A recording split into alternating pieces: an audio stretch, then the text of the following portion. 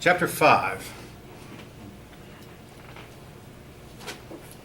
The book opens up with chapter 5 with a vignette that the two Rob and John brothers were fairly wealthy Africans descended from African royalty, and they would take African people and sell them. They were slave traders. They would take their own people and sell them. Eventually, they were enslaved themselves, and they got treated like slaves. They were beaten, and they were passed around from one owner to another. And through a lot of finagling and bargaining, they eventually found their freedom and worked their way back to Africa, where they took up the slave trade again and began taking other blacks from their homeland and selling to white Europeans at a handsome profit. Again, they did not learn anything from their experience as slaves. All right. New England's population, we'll start off with New England, where we left off in chapter 5. New England's population grew, and there were two things. Natural increase and immigration contributed to growth. Natural increase is where the parents had a lot of children. And again, New England mothers have had a lot of babies.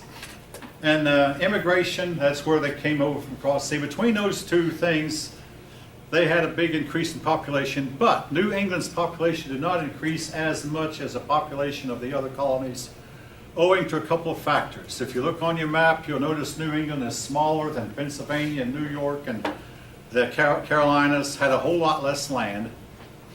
Initially, the farm plots in New England were all equal in size. But supposing a man had 5 children, I'm going to give every one of my children the same plot. So if these 5 children had 5 more children, after a while the plots became so small. So what fathers would do is give their land to the oldest child, and the younger children had to move out. And the only direction to move was west, because east was the Atlantic Ocean, north was other colonies, south was the colonies, but basically they would move west, find new land, clear the land away, settle down and start farming new land. So now, New England, its population though did grow.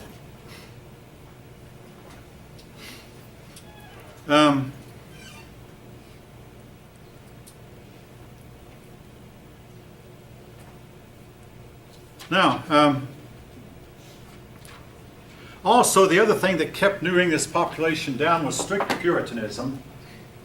Again, they were not allowed to have taverns, at least not at first. They were not allowed to, they were frowned on if they played cards, rolled dice, or do any of these forms of entertainment. And I mean, some of this stuff has some merit.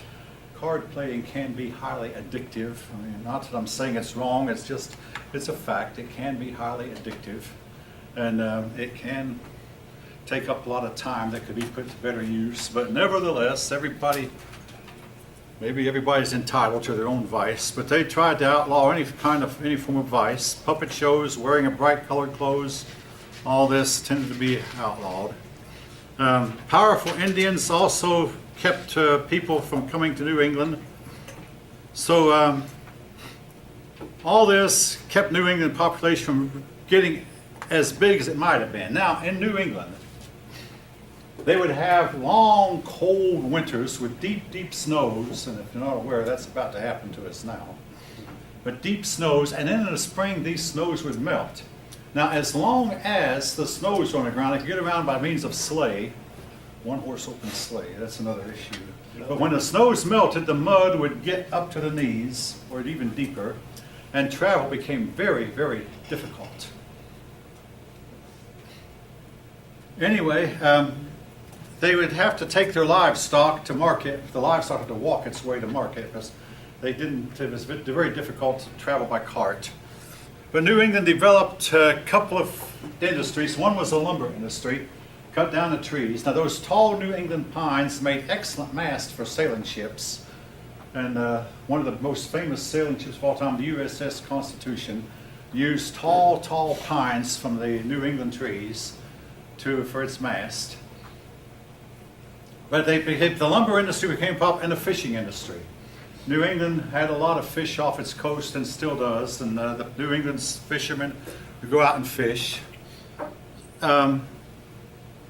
Most of the products from New England went to the West Indies, and what didn't go to the West Indies went to Britain.